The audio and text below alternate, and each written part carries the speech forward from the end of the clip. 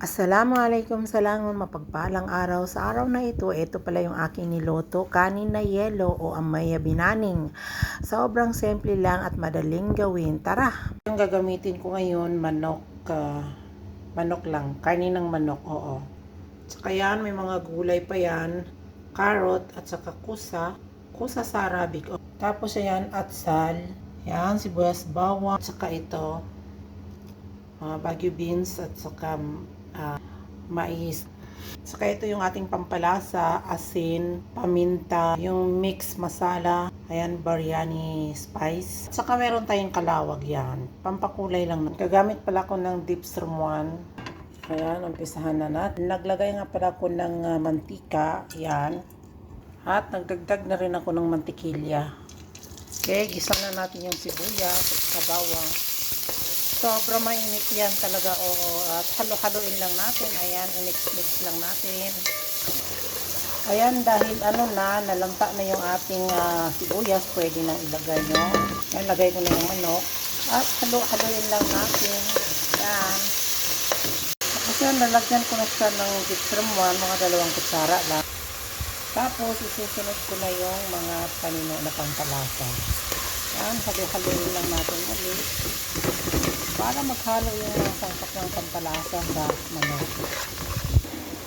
At binuhusan ko lang ito ng tubig na mainit na mga 4 na baso para ayan, madali siyang kumulo. Kuluan lang natin ito ng saglit. Takpan na lang muna natin. Pagkatapos ayan, kumulo na nga yung tubig, titikman lang natin kung tama ba yung timpla. At ayan na nga, kulang, kaya nagdagdag ako ng Maggi cubes. Pagkatapos haluin lang natin para matunaw yung Maggi cubes. Kasi pag hindi mo siya hinalo-halo, yung Maggi cubes kasi hindi siya matunaw. Nasubukan ko na kasi minsan. At pagkatapos, ayan, okay na, ihahalo na natin yung bigas. Ayan, yung ating bigas, ihalo natin. Pagkatapos, sinukat ko pala yung tubig, kinulang, kaya nagdagdag na rin ako. Ganun lang siya kasimple guys, pagluto ng kanin na yan. At sobrang sarap talaga, promise. Kahit subukan nyo ito, hindi yung pagsisihan ng sarap nito.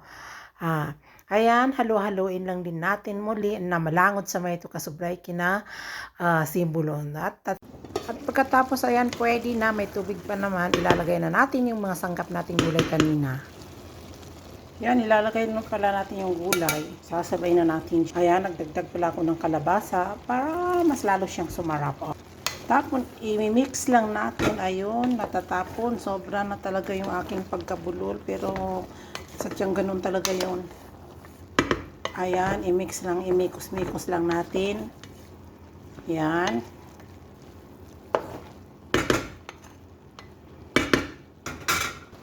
Tapos, takpan lang natin. Yan, at hinaan yung apoy.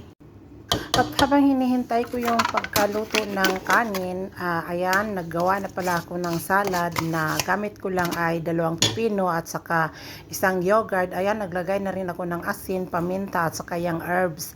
At hinalo-halo ko lang ito kasi ito yung pang salad natin na pwedeng ilalagay doon sa pang sahog sa kanon ba? Oo, ayan, sa kanin, parang ganun. At saka para mas lalo siyang masarap kasi masarap kumain ng ganong klaseng luto na mayroong ayan na pipino. Ito na yung pinaka-salad natin na ginawa. Hindi na pala ako gumawa ng salad na yung halo-halong gulay. At pagkatapos ayan, luto na yung kanin, kailangan ko na itong magsandok. At nang makakain na rin ang aking mga bossing at mga boss kasi nga gutom na rin siguro sila kasi pati ako gutom na din. Yun lang po. Thank you for watching. Follow, like, and comment. Bye!